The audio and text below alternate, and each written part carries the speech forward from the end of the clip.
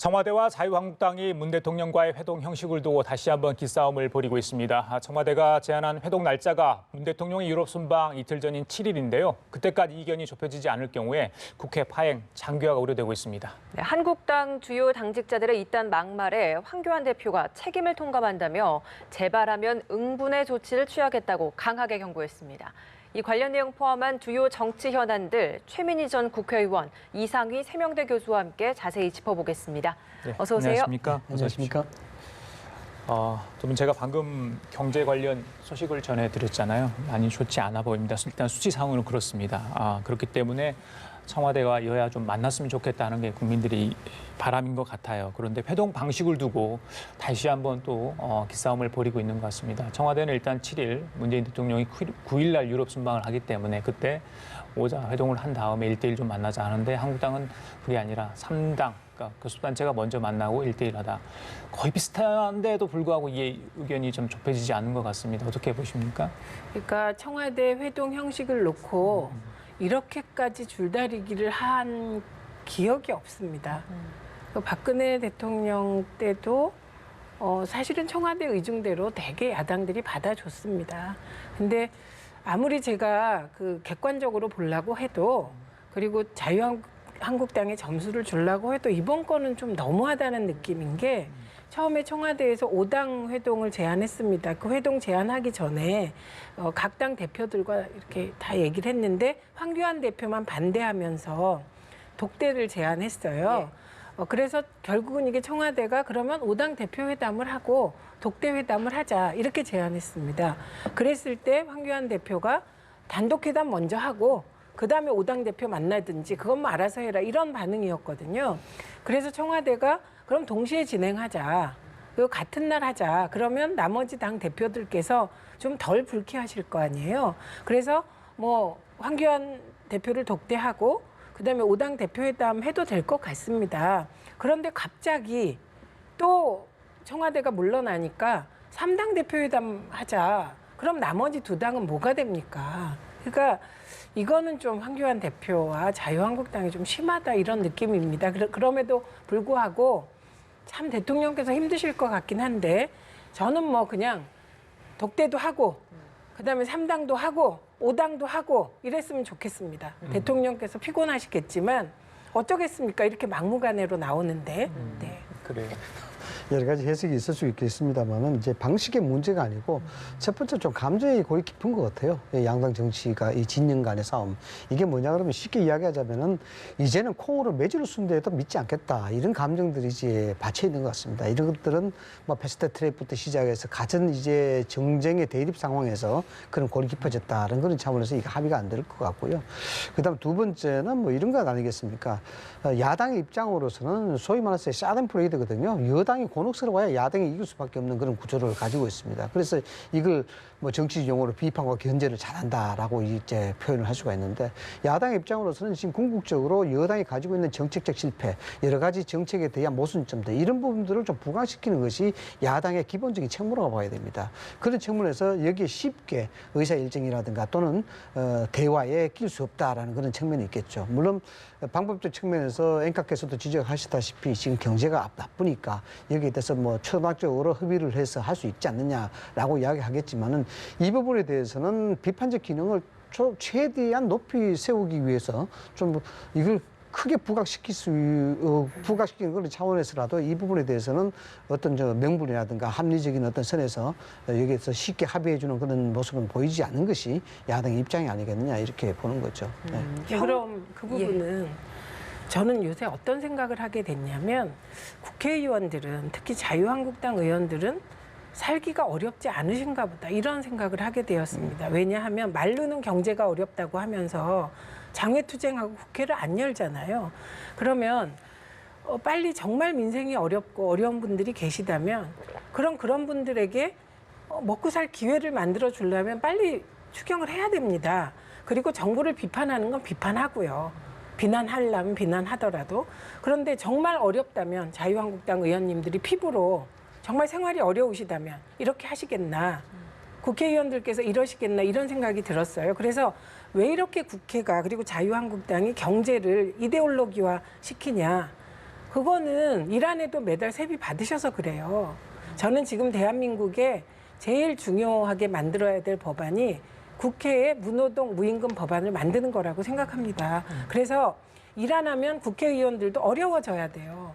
그래야 정말 민생이 어렵다고 했을 때 그게 관념화된 이데올로기가 아니라 생활의 어려움으로 진짜 그게 힘들고 불편하다는 걸 몸으로 깨달아야 경제가 어렵다면서 국회 들어가서 빨리 대책을 마련할 생각을 하지 않고 장애투쟁하면 경제가 좋아지는 게 아니잖아요. 그래서 저 진짜 안타깝고요. 그리고 말씀하신 것 중에 그러면 겉으로는 대통령과 회동을 주장하면서 속으로는 이 회동을 정략적으로 악용하겠다는 거라는 말씀이신데 저는 황교안 대표께서 그렇게까지 하실 것 같지는 않고 그냥 황교안 대표와 대통령님의 만남을 그거를 진짜 멋있게 스포트라이트 받고 싶으신 게 아닌가 싶은데 지금은 황교안 대표의 스포트라이트보다 더 중요한 게 빨리 전국을 정상화시키고 그리고 자유한국당이 사실 이렇게 대통령께서 양보하시는 건 우리가 본 일이 없습니다. 이렇게 참고 인내하는 대통령께 화답을 좀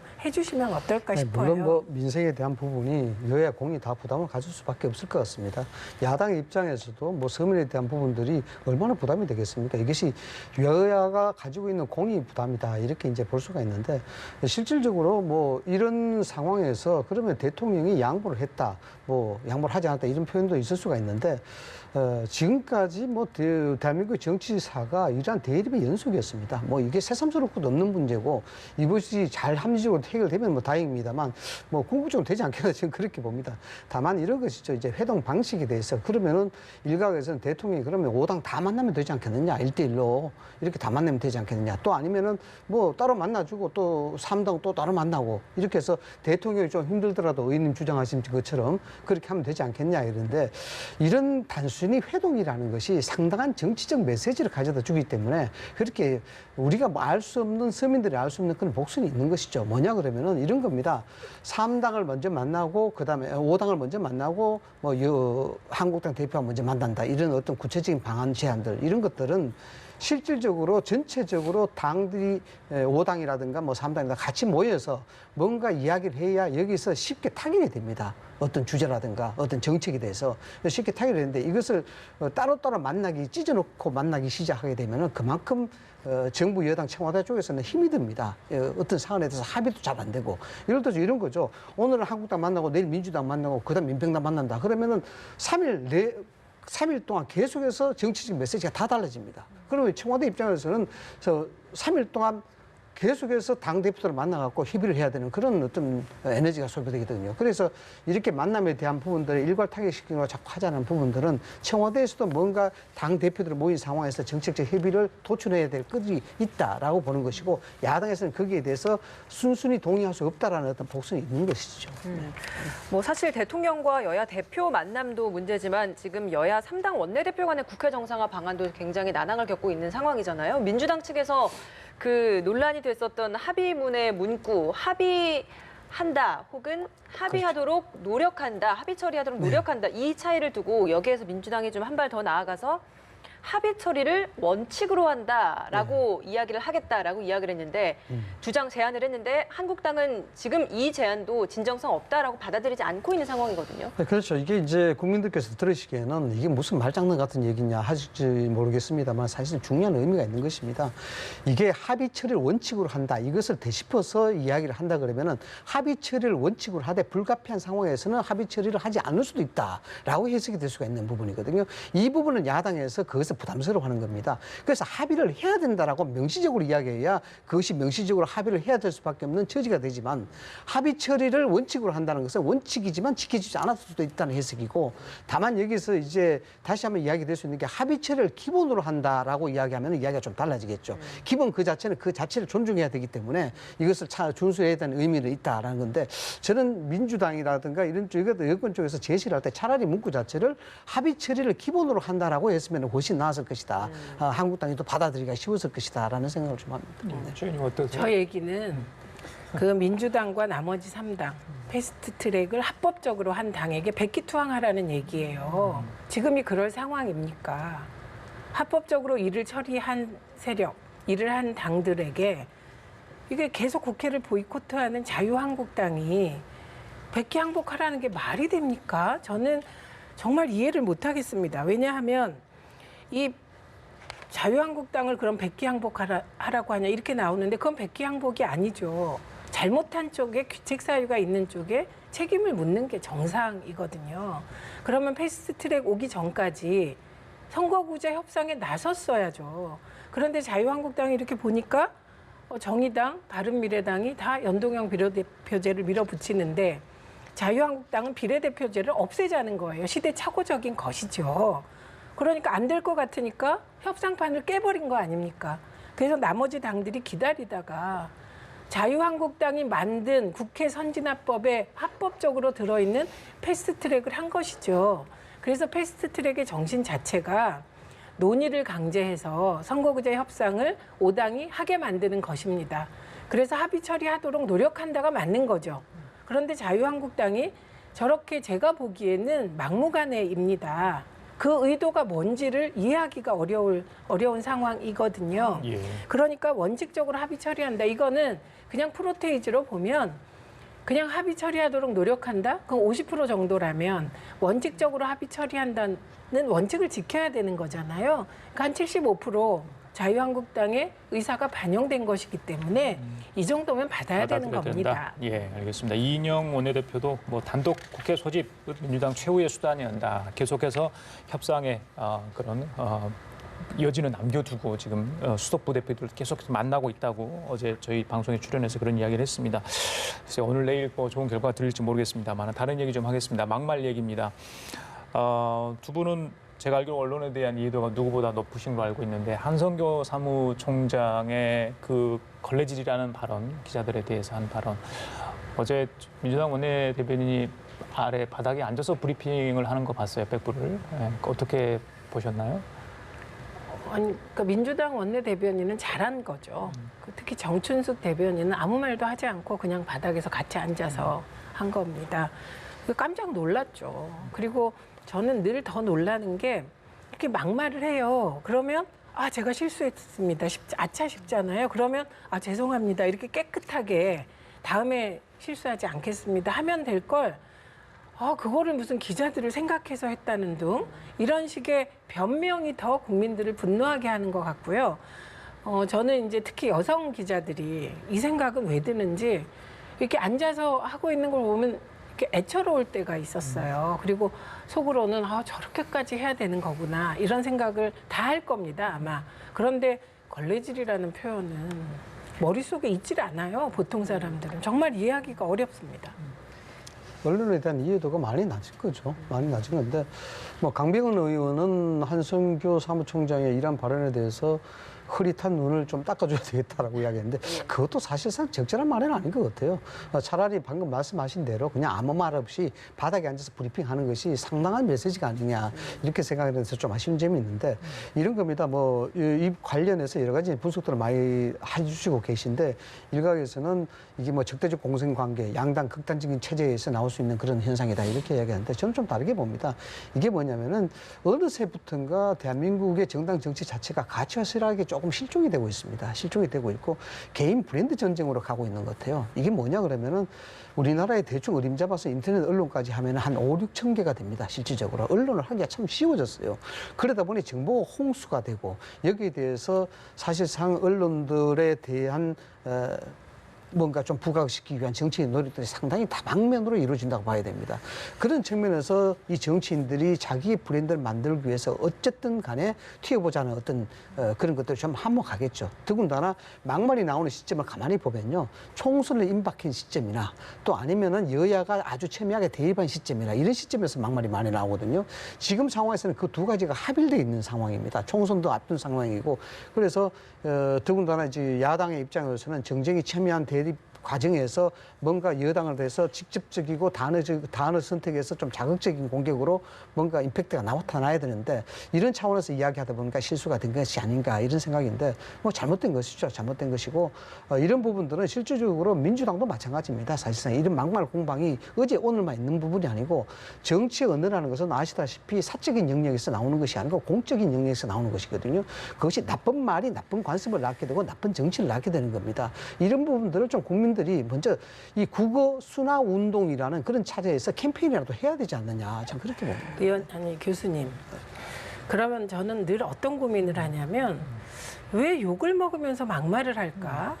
그 생각을 해요.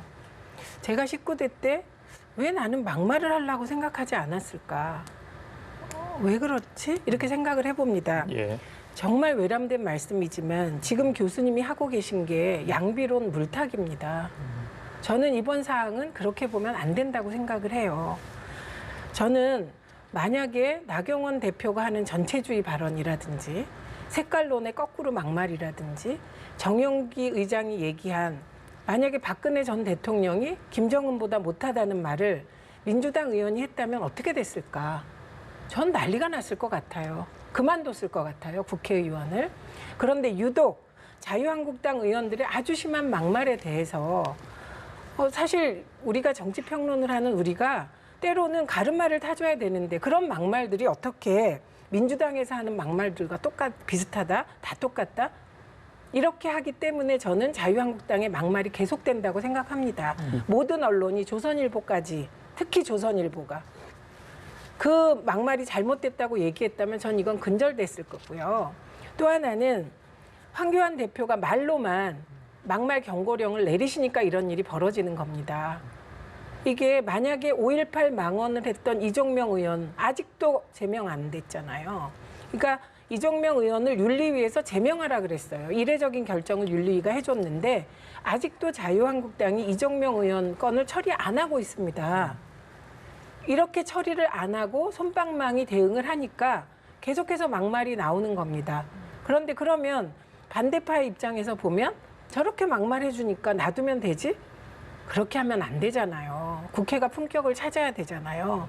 국회 신뢰도가 거의 바닥인데 막말까지 더해지면 국민에 대한 도리가 아니잖아요. 예. 그래서 저는 그 강병원 대변인에 대해서 저도 동의합니다.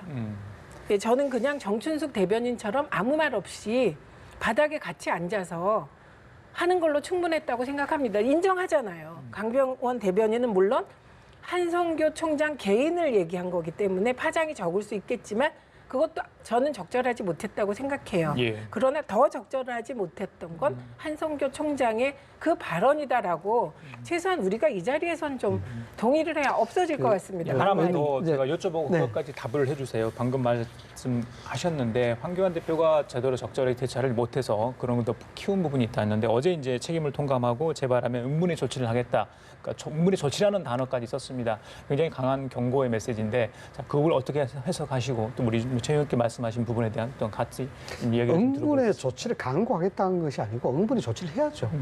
저는 그 부분에 대해서는 우리 최 의원님 말씀에 적극적으로 동감합니다. 뭔가 조치가 나와야 되고 강력한 리더십을 발휘해야 이런 부분들이 일벌백계가 되는 부분이고 두 분 다시 이런 것이 안 되는 것이죠. 왜냐 그러면은 지금 한국당의 의원들이 소위 막말이라고 하는 부분들은 소위 지도부에서 많이 나왔습니다. 나경원 원내대표, 정용기 정책위 의장, 그리고 민경우 대변인 등등입니다.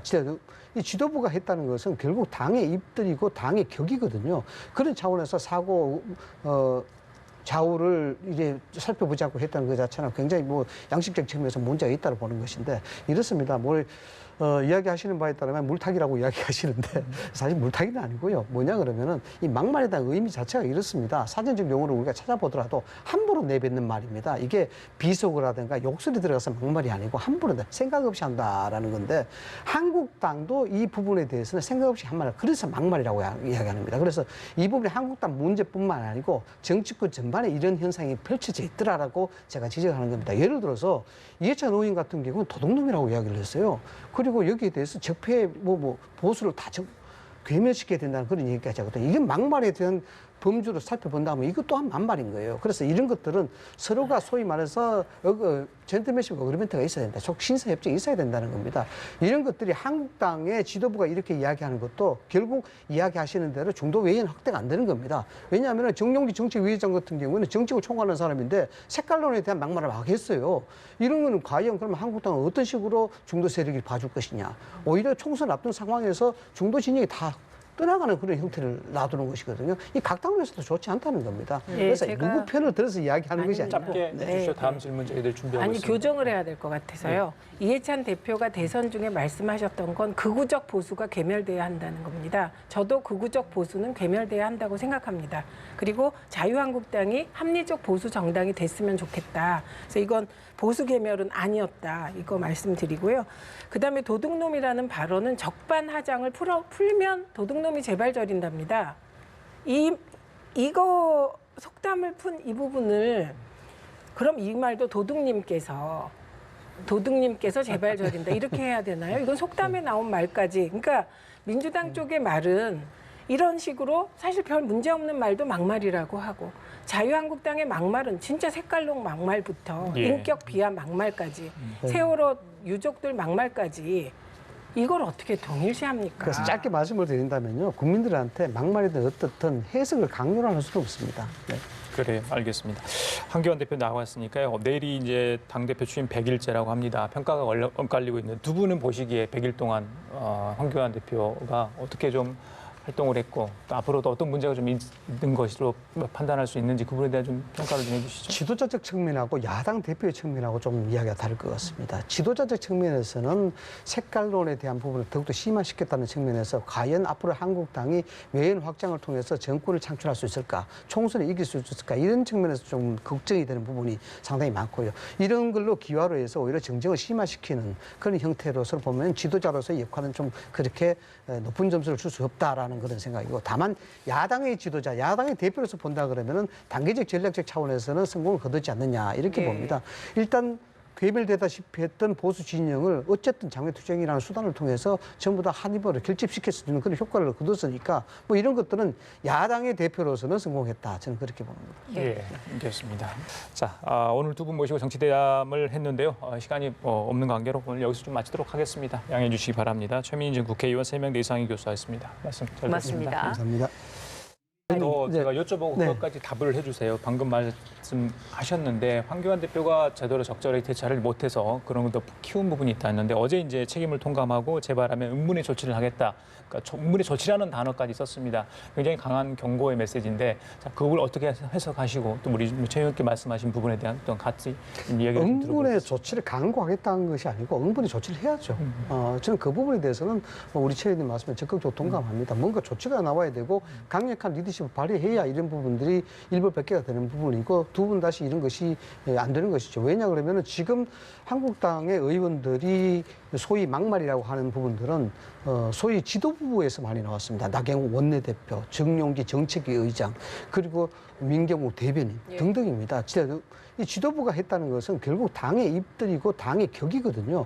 그런 차원에서 사고 좌우를 이제 살펴보자고 했다는 것 자체는 굉장히 뭐 양식적 측면에서 문제가 있다고 보는 것인데 이렇습니다.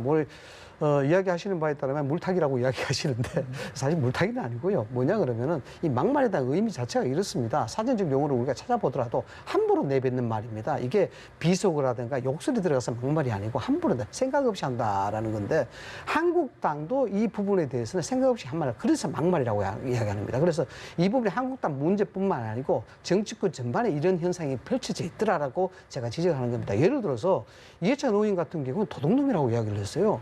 그리고 여기에 대해서 적폐 보수를 다 괴멸시켜야 된다는 그런 얘기까지 하거든요. 이게 막말에 대한 범주로 살펴본다면 이것 또한 만발인 거예요. 그래서 이런 것들은 서로가 소위 말해서 젠틀맨십 어그리먼트가 있어야 된다. 신사협정이 있어야 된다는 겁니다. 이런 것들이 한국당의 지도부가 이렇게 이야기하는 것도 결국 이야기하시는 대로 중도 외연 확대가 안 되는 겁니다. 왜냐하면 정용기 정책위의장 같은 경우는 정책을 총괄하는 사람인데 색깔론에 대한 막말을 막 했어요.